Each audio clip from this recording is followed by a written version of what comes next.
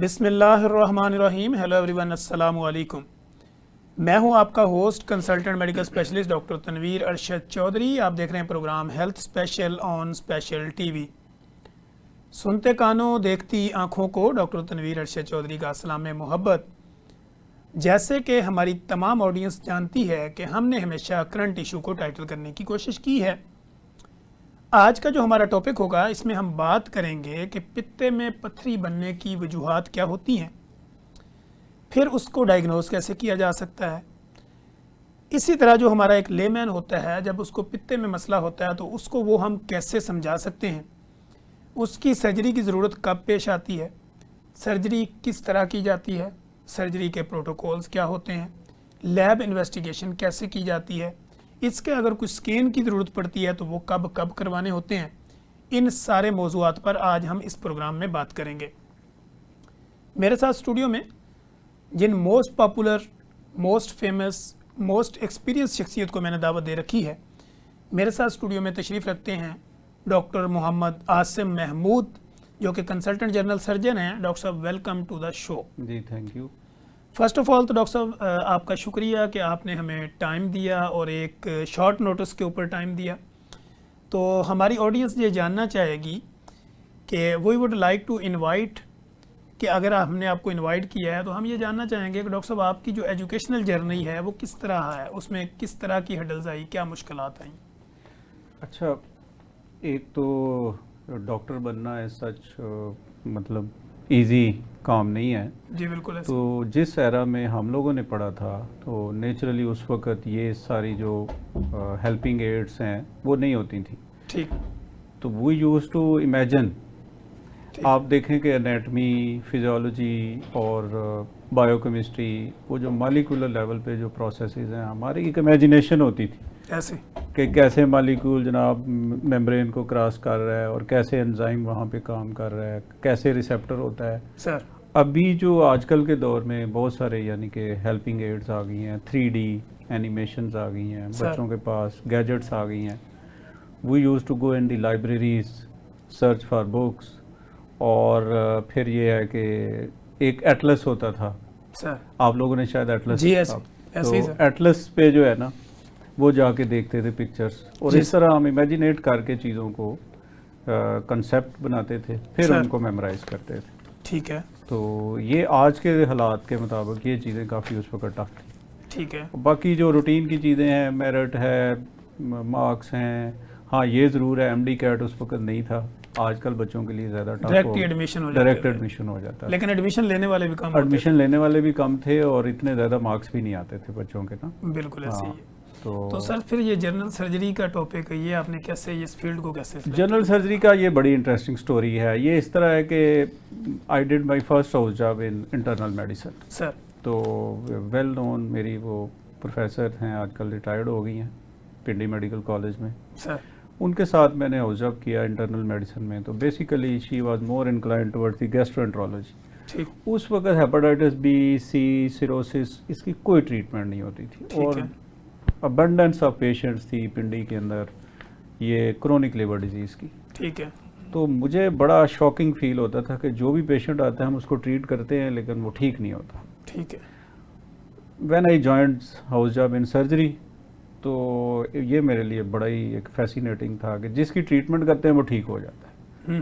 तो this was the point. मैंने जिसकी पेंडिसेक्टमी की है उसको दोबारा नहीं अपेंडिसाइटिस हुआ, जिसकी कोलिसिस्टेक्टमी की है मोर और लेस उसको दोबारा इशू नहीं हुआ। ठीक।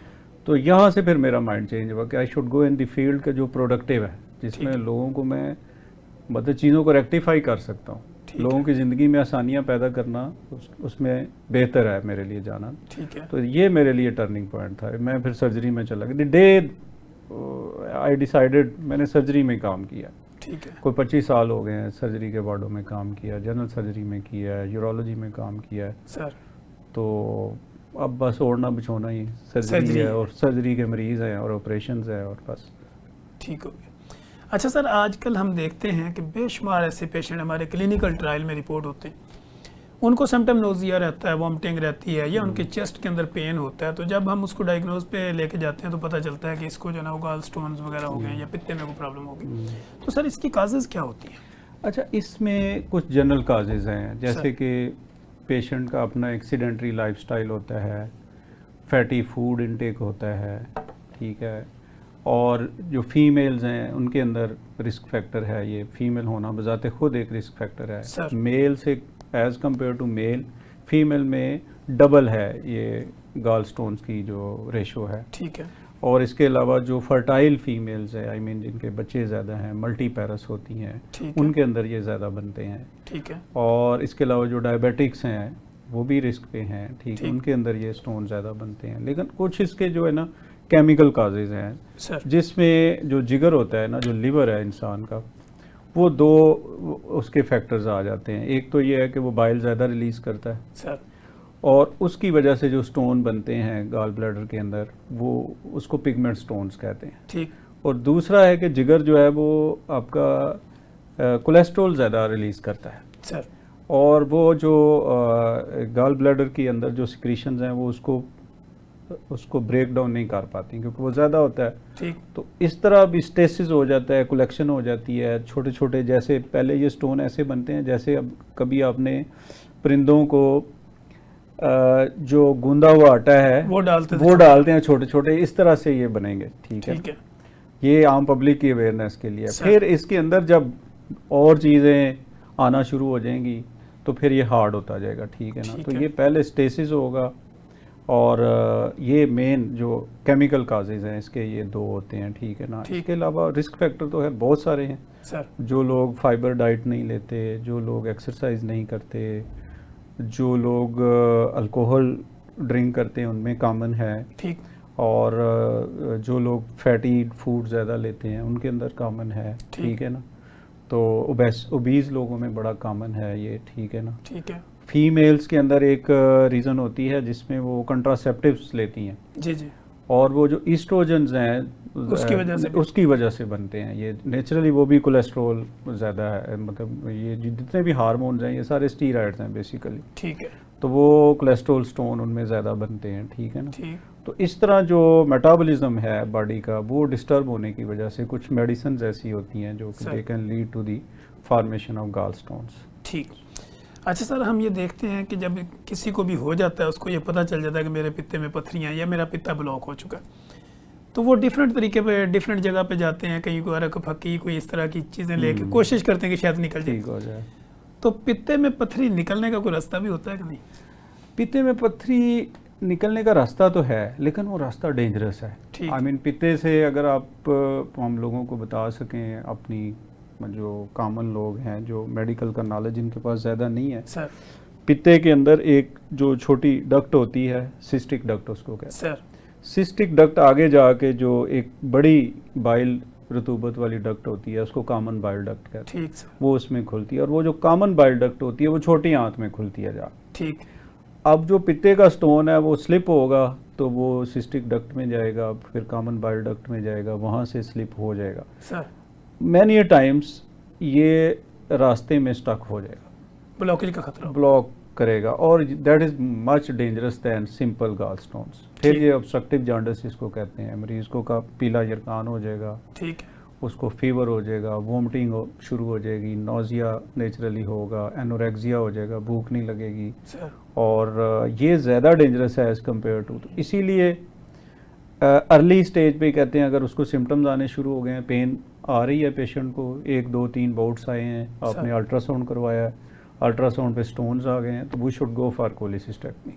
ठीक है। हाँ, कि ये उसको निकालना ही है उसको गाल ब्लैडर को निकालना ही इसका इलाज है, ठीक हो गया। क्योंकि उसको अंदर रख के, और वो गाल ज़्यादा ब्लैडर का, हाँ, गाल ब्लैडर का एज सच कोई बहुत अच्छे कोई बॉडी में फंक्शंस नहीं है कि उसको हम सिंपल उसको रखेंगे तो बड़ा फ़ायदा होगा। तो लोगों If की you- सर ये एक मिथ होती है कि जी अगर पित्ता निकाल दिया गया तो मेरा हाजमा जो ना वो कम हो हाजमा जाए। ख़राब हो जाएगा, लेकिन इसमें बहुत ज़्यादा डिस्टर्बेंस नहीं होती। सर। बहुत सारे पेशेंट्स को तो बिल्कुल भी कुछ नहीं होता, ठीक। लेकिन some patients will suffer with the, इसके लिए एक टर्म यूज़ होती है, post cholecystectomy syndrome. Sir.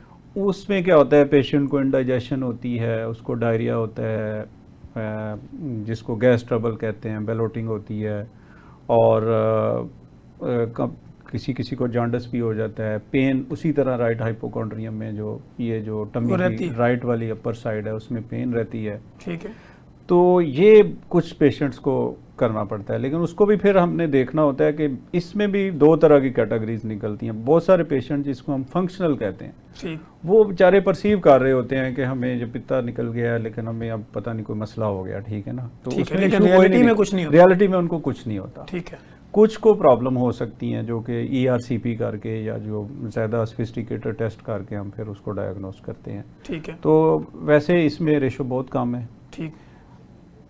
After cholecystectomy अगर लोग लो फैट डाइट सर और हाई फाइबर डाइट पे चले जाएं, ठीक है, और सेडेंट्री लाइफस्टाइल अपना छोड़ दें, ठीक है, तो कोई इशू नहीं होता। आई हैव ठीक। Seen a number of patients जिनमें बिल्कुल वो नॉर्मल ज़िंदगी गुजार रहे हैं, सिर्फ ये है कि वो लो फैट डाइट पे रहें और क्योंकि फाइबर ज्यादा लेंगे, कॉन्स्टिपेशन नहीं होगी, हाँ, अंदर स्टोरेज नहीं होगा। हाँ जी, इंडाइजेशन नहीं बेहतर हो होगी, जाएगी। ठीक है ना। तो ये सारी चीज़ें, इससे GI ट्रैक सारा एक दूसरे से रिलेटेड होता है। ठीक है। तो नेचुरली किसी जगह पे भी डिस्टर्बेंस आएगी तो ब्लॉकेज सारा डिस्टर्ब होगा। ठीक है। ठीक है ना। तो सर इसमें हम दूसरी चीज़ ये देखते हैं, इसका कोई ऐसा दर्द स्पेसिफिक कि जिससे लोगों को पता चले कि ये पित्ते की वजह से है? अच्छा, इसमें जो पेन है ना, बहुत सारे लोगों को तो टमी के ऊपर वाले हिस्से में पेन ठीक होती है, है, यानी ठीक जहाँ है ना? सीने की हड्डी खत्म होती हाँ, है। जहाँ सीने की हड्डी खत्म होती है, बहुत ठीक। सारे लोगों को यहाँ पेन होती है, और मैनी टाइम ये लोग ज़ारे मैदे की दर्द समझते हैं और उसकी ट्रीटमेंट भी करवा रहे होते वो समटाइम्स हम एपिगैस्ट्रिक पेन है और बस इसी हैं। की हाँ, वजह वो राइजिक वगैरह या जो जो भी मेप्राजोल और PPI इस है तरह उसको ले- PPIs जो है ना हमारे, वो ले रहे होते हैं, ठीक ठीक। है ना। अच्छा, फिर कुछ पेशेंट ऐसे होते हैं कि वो उसको स्पेसिफाई करते हैं, right side of the upper tummy जो होती है उसको राइट हाइपोकॉन्ड्रियम कहते हैं। सर अच्छा, ये टिपिकल एरिया है, लेकिन कुछ लोगों को ऐसे होगा कि सेंट्रल अबडोमिनल पेन होगी, ठीक ठीक। है ना, इसके साथ भी पेशेंट प्रेजेंट ठीक। करते हैं। कुछ लोगों को स्ट्रेट अवे राइट शोल्डर में पेन होती है because of the common nerve supply. ठीक। कुछ लोग ऐसे भी आते हैं हमारे पास के जिनको दोनों जो शोल्डर की या जो स्कैपुला की दोनों ब्लेड हैं, इनके सेंटर में पेन होती है, बैक पे जाके, ठीक है, गर्दन ठीक के है। नीचे। गर्दन के पीछे बैक साइड पे नीचे जाके, ठीक है ना, दोनों स्कैपुला के, क्योंकि वो एग्जैक्ट उसकी बैक बनती है ना। ठीक है। तो इस तरह डिफरेंट जगहों पे पेन के साथ पेशेंट प्रेजेंट कर सकता है, लेकिन जो एक स्कट किस्म का जो सर्जन होगा जिसने पेशेंट देखे होंगे, वो उसको पिक कर जितनी लेगा। प्रैक्टिस उसकी अच्छी होगी, हाँ, वो पता पिक कर लेगा कि, लेकिन इसमें डायग्नोसिस इज क्वाइट इजी। अगर पेशेंट दूसरे या तीसरे अटैक के साथ आ रहा है तो आजकल जो अल्ट्रासाउंड है वो तो it's just like a stethoscope, उसी से पता चले। उससे पता चल जाता है, ठीक है ना। इसको even we don't need the qualified radiologist. अगर आपकी अपना कोई एक्सपीरियंस है, आप थोड़ा बहुत स्कैन आपको करना आता है, you just put a probe and you come to know कि यार ये तो गाल स्टोन पड़े हुए हैं, बिल्कुल। तो ये इजीएस्ट वे है। बाकी अगर कॉम्प्लिकेटेड हो तो उस पर फिर अच्छा सर, हम देखते हैं समटाइम वो कहते हैं गाल स्टोन नहीं है, लेकिन चूंकि जो आपका पित्ता है ना ये बंद हो चुका है चिकनाहट के साथ, हाँ, तो ये इसमें किस तरह इसके लिए एक differentiate बड़ी टर्म यूज होती है, थोड़ी बहुत टर्मिनोलॉजी की आपने इजाजत दी जी, थी, सर, तो सर, एक कैलकुलस कोलिसिस्टाइटिस इसको कहते हैं। सर? इसमें यह कि स्टोन तो नहीं बनता, लेकिन जो पित्ते की इन्फ्लेमेशन है वो हो जाती है, ठीक है ना, सोजिश हो जाती है उसकी, और उसकी रीज़न वही है जो कि शुरू में हमने उसको डिस्कस किया है कि जो कोलेस्ट्रॉल और पिगमेंट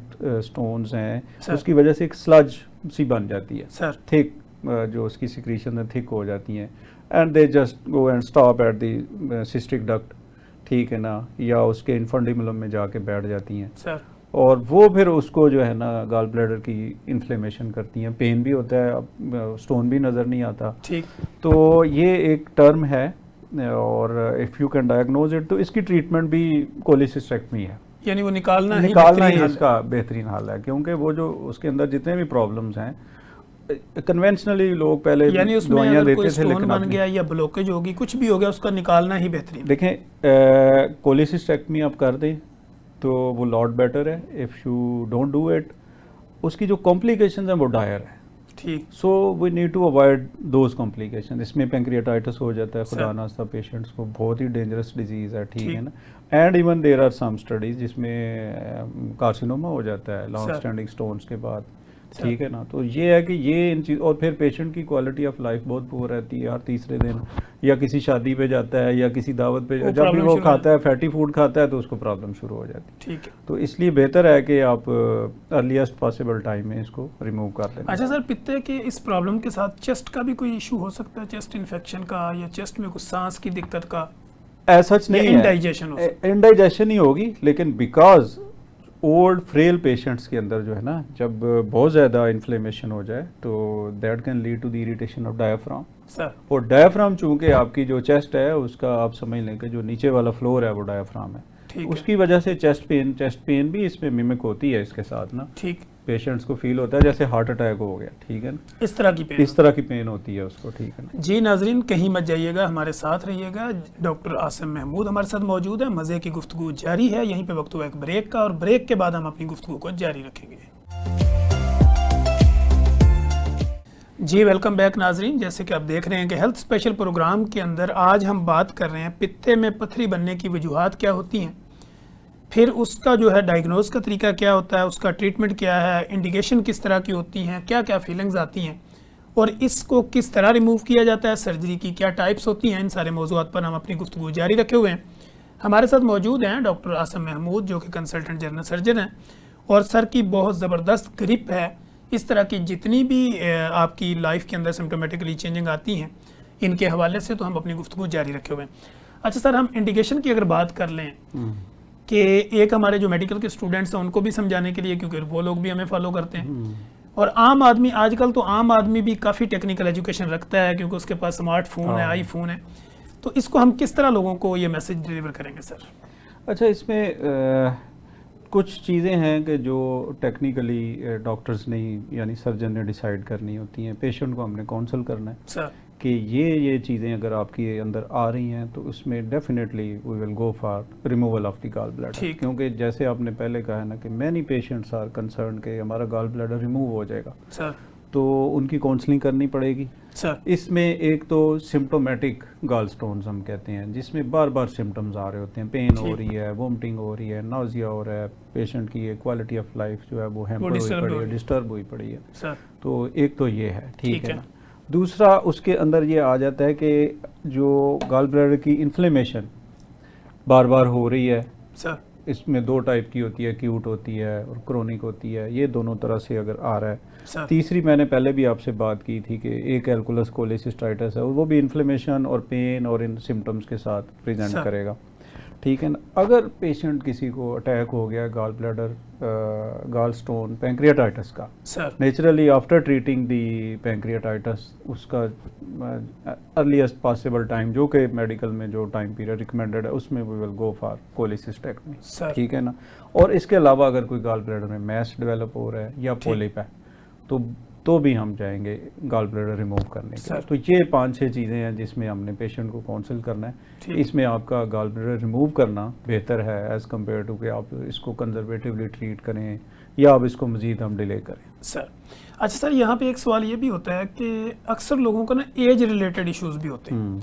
कुछ बंदों को 65-50 प्लस के ऊपर जाके उनको गॉल स्टोन इस तरह का होता है, कुछ यंग एज में होते हैं। तो प्रेफरली जो है वो किस तरह, हम किसको ज़्यादा प्रेफर करेंगे कि इसकी सर्जरी होनी चाहिए, या अगर एज से रिलेटेड ज़्यादा एज है तो उसकी सर्जरी होनी चाहिए या नहीं होनी चाहिए? अच्छा देखें, जितने मेडिकल के जितने भी प्रोसीजर्स हैं ना, उसमें जो यंगर पेशेंट्स हैं they are better candidates sir, क्योंकि उनकी लाइफ एक्सपेक्टेंसी ज़्यादा है, they have to live longer as compare to the elder ones. तो हमने फोकस करना है उसी पे ज़्यादा करना चाहिए हमें कि उनको हम पहले ट्रीट करें, ठीक है ना। जो एल्डर पेशेंट्स हैं नेचुरली वो उनके साथ और भी कॉम्प्लिकेशंस होती हैं जिनको हम कहते हैं कि कोई मॉर्बिड चीज़ें और भी साथ जुड़ी होती हैं, और भी disease like Elder patient might have diabetic है, हार्ट डिजीज है, हार्ट डिजीज, सीकेडी चल रही होगी। तो इन चीज़ों के साथ फिर मैनेज करना और इमीडिएटली सेफ सर्जरी की तरफ बढ़ना ज़रा मुश्किल होता है। फिर यह कि सारी चीज़ें मैनेज करके और पेशेंट को फिट करके for surgery and for anaesthesia then we should proceed. और उसमें बाज़ का बहुत ही फ्रेल पेशेंट जिनको हम कहते हैं कि जो मतलब टर्मिनली इल होते हैं या any patient suffering from God forbid cancer, उसको साथ गाल स्टोन भी पड़े हुए हैं, तो उसको हम फिर कंजर्वेटिव ट्रीट करेंगे, उसको टाइम देंगे ठीक कि उसको वॉच लिस्ट पे रखेंगे, अपनी फ्रीक्वेंट फॉलोअप रखेंगे, ठीक लेकिन उसमें सर्जरी नेचुरली हम अवॉइड करेंगे। तो इसमें जो टेक होम मैसेज है वो ये है, दी Elder patients specially the younger females, ठीक है ना, और दी यंग मेल्स, इनमें आप इमीडिएटली जाएं, प्री ऑप तैयारी ठीक। करके तो ऑपरेशन करें, अगर कोई ज़्यादा एज है तो फिर सिम्टोमेटिकली ट्रीटमेंट उसको ट्रीट करें, और उसके जो बाकी चीज़ें हैं, जो कोमॉर्बिडिटीज़ हैं, उनको फिर करेक्ट करके फिर ऑपरेशन की तरफ जा सकते ठीक। हैं। अच्छा सर, हमने देखा है कि बहुत ज़्यादा हमारे जो सर्जन हैं वो जब भी कोई इस तरह का लैब कोली टाइप या कोई ऑपरेशन करना होता है तो वो LFT करवाते हैं। हाँ, अच्छा, इसमें तो LFTs की बड़ी इंपॉर्टेंस है ना सर अच्छा, इसमें LFTs की इंपॉर्टेंस इस तरह है कि we need to rule out the obstructive jaundice. Sir इसमें हमने ये देखना होता है कि ये जो स्टोन है, ये बाज़ स्टोन ऐसे होते हैं जो कि पित्ते में पड़ा हुआ है, पित्ते के नीचे हिस्से में, इन्फंडिबुलम में, कहीं इसी ऐसी जगह पे, और वो प्रेस कर रहा होता है जो कॉमन बाइल डक्ट है उसको, सर और उसने पित्ते का मुंह बंद किया होता है, ठीक हो गया। ठीक है ना। तो इसमें दो चीज़ें हमने ज़रूर देखनी होती हैं, अल्ट्रासाउंड के ऊपर ठीक। या CT के ऊपर, MRI के ऊपर हमने देखना है कि उसकी जो कॉमन बाइल डक्ट है वो डायलेटेड तो नहीं पड़ी, सर ठीक है, और दूसरा LFTs उसके डिरेंज तो नहीं है।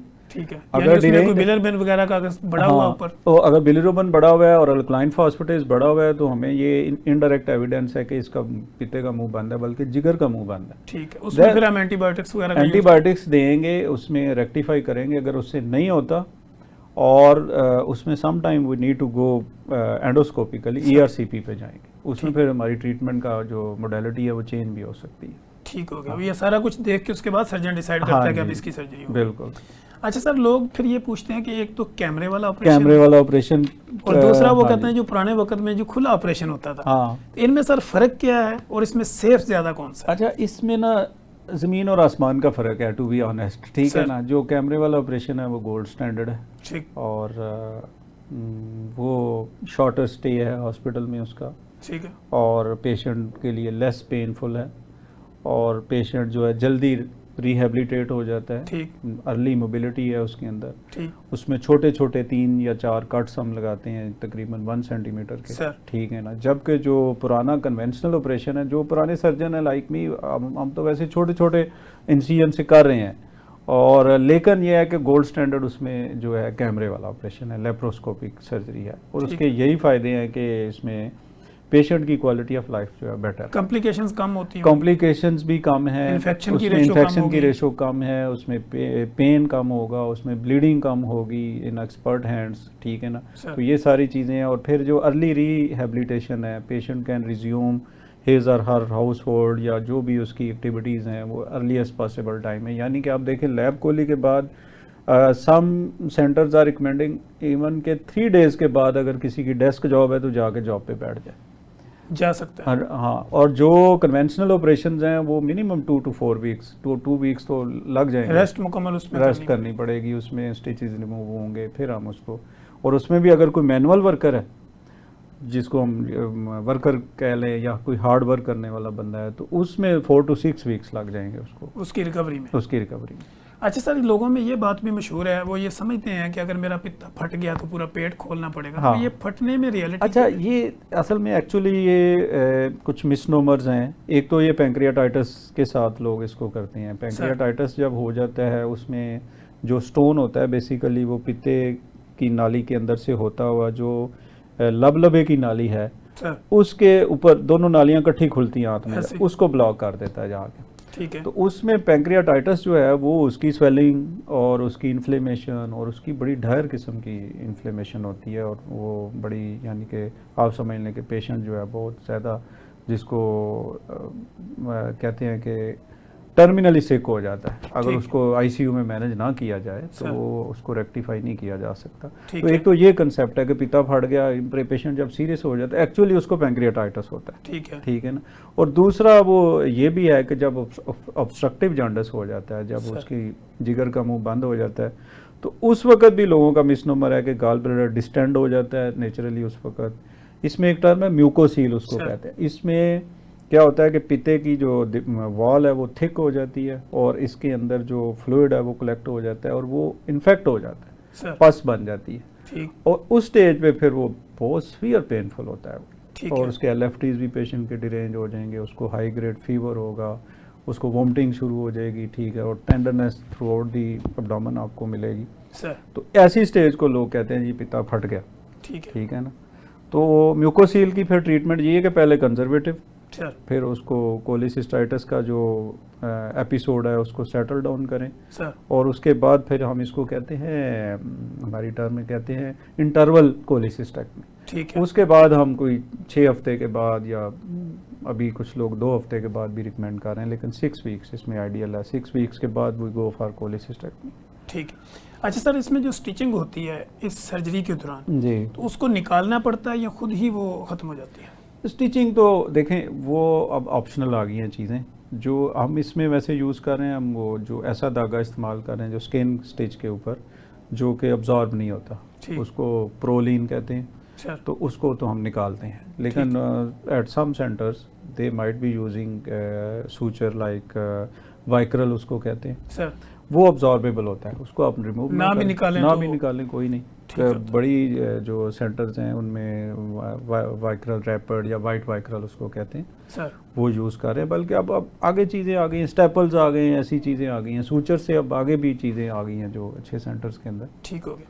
तो सर इसकी जब भी इसको प्रिपेयर करते हैं पेशेंट को, वो रेडी करते हैं उसको सर्जरी के लिए, तो इसमें प्रोटोकॉल उसी तरह फॉलो किए जाते हैं कि NPO आपने करना है 8 घंटे का, 10 घंटे का, या किस तरह? जी बिल्कुल, ये एक तो जनरल इसका प्रोटोकॉल है ना, सर। वो बेसिकली सर्जरी के साथ साथ एनेस्थीसिया के लिए भी चाहिए होता है। सर एनेस्थीसिया देने से पहले आपको 6-8 घंटे पेशेंट को NPO करना मस्ट है, ठीक। क्योंकि ड्यूरिंग दी एनेस्थीसिया अगर वो वॉमिट कर देता है या रैचिंग करता है तो उसकी जो सिक्रीशंस होती हैं स्टमक की, वो पेशेंट इनहेल कर लेता है, उसके लंग्स में चली जाती हैं, ठीक तो है। वो बड़ी डेंजरस सिचुएशन बन जाती है। तो उसको अवॉइड करने के लिए NPO करना मस्ट है।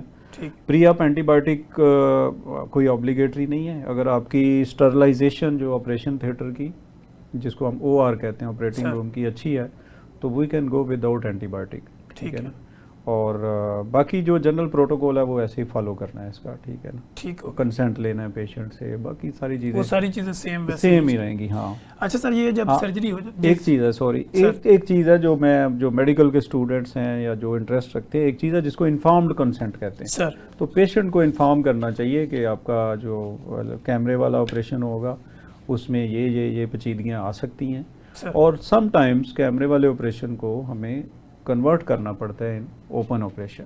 Open operation. हाँ, क्योंकि उसके अंदर जब जाते हैं, कैमरा डालते हैं, देखते हैं, तो इतनी ज़्यादा एडिशंस बनी होती हैं, या इतना ज़्यादा जो गॉल ब्लैडर है वो डिस्टेंडेड होता है, एनाटमी सारी डिस्टर्ब हुई होती है, तो वो चीज़ें सही आइडेंटिफाई नहीं होती, तो उसमें to be on safer side फिर हमें ओपन भी करना पड़ता है। या खुदा न हस्ता कोई आइट्रोजेनिक इंजरी इसको कहते हैं, ऑपरेशन करते हुए जो जिस आर्गन पे आप ऑपरेशन कर रहे हैं उसके आसपास किसी और आर्गन की कोई इंजरी हो जाए, लिवर की इसमें हो जाती है, सर कोई आर्टरी जो है वो खुल जाती है, ब्लीडिंग शुरू हो जाती है, तो फिर हमें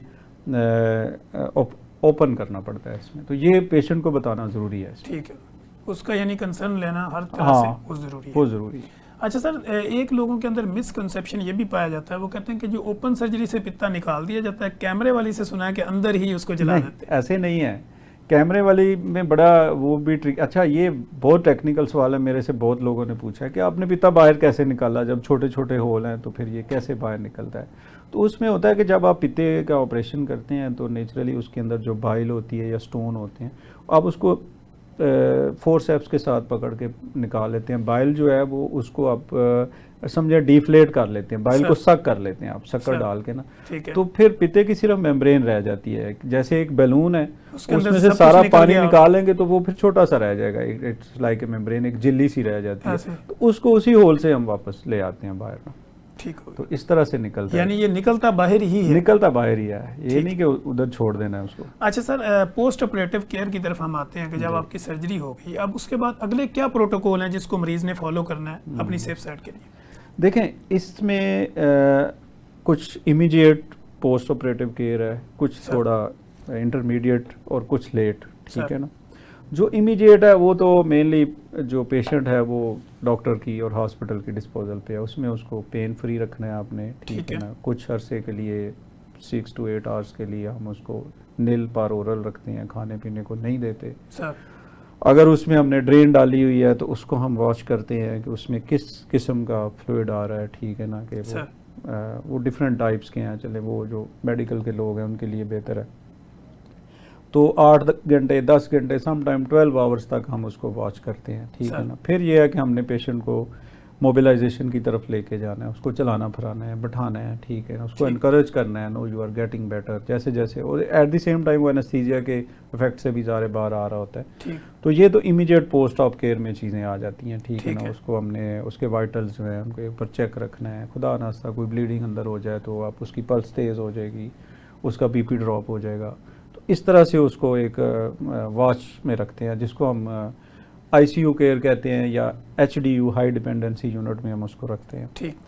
अच्छा, उसके बाद जब पेशेंट डिस्चार्ज होकर घर चला जाता है तो उसमें अर्ली स्टेज पे हम उसको ये कहते हैं कि स्ट्रेनुअस एक्सरसाइज या हैवी लिफ्टिंग, 6 kg से ज़्यादा वेट टेक्निकली उनको बताना चाहिए कि ना उठाएं वो, ठीक है ना। ठीक है। और जब तक उनके स्टिचेस नहीं निकल जाते, ठीक है। फिर आगे थोड़ा सा आगे जाएंगे आप तो फिर उनकी वही फूड के ऊपर आपने फोकस करना है कि अगर वो लोग फूड पे फोकस कर लेंगे, low fat high fibre food, exercise, avoid sedentary habits, तो बड़ा अच्छा इसका आउटपुट है। यही इसके फॉलो अप में चीज़ें आती हैं, ठीक है। हाँ, अगर किसी को कोई कॉम्प्लिकेशन आ रही है, पेन हो रही है किसी किस्म की, या जो मैंने पहले जिक्र किया था पोस्ट कोलिसिस्टेक्टमी सिंड्रोम वाली चीज़ें उसमें आ रही हैं, तो उसको आप फॉलो करें और उसको फिर दोबारा से आप इन्वेस्टिगेट करें सर और उसको रेक्टिफाई करें।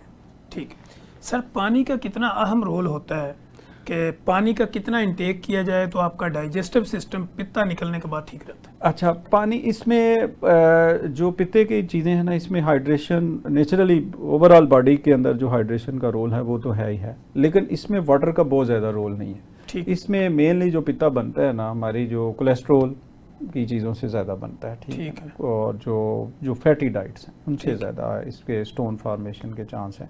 और पित्ते के रिमूवल के बाद भी जो गॉल ब्लैडर के अंदर से कुछ एंजाइम ऐसे रिलीज़ होते हैं जो हमारे फैट और कोलेस्ट्रोल वाली चीज़ों को डाइजेस्ट करते हैं सर। तो उसमें हम उनको यही कहते हैं कि good hydration is at the top, यानी कि वो तो हमने रखनी है पेशेंट के लिए। Generally it is good for the patient, लेकिन यह है कि फैटी फूड अवॉइड करें, ठीक है ना। और एक्सरसाइज बड़ी ज़रूरी है, आप वॉक करें, और जो जैसे एक ओबेसिटी है आप कम करें, हेल्दी वेट को मेंटेन करें।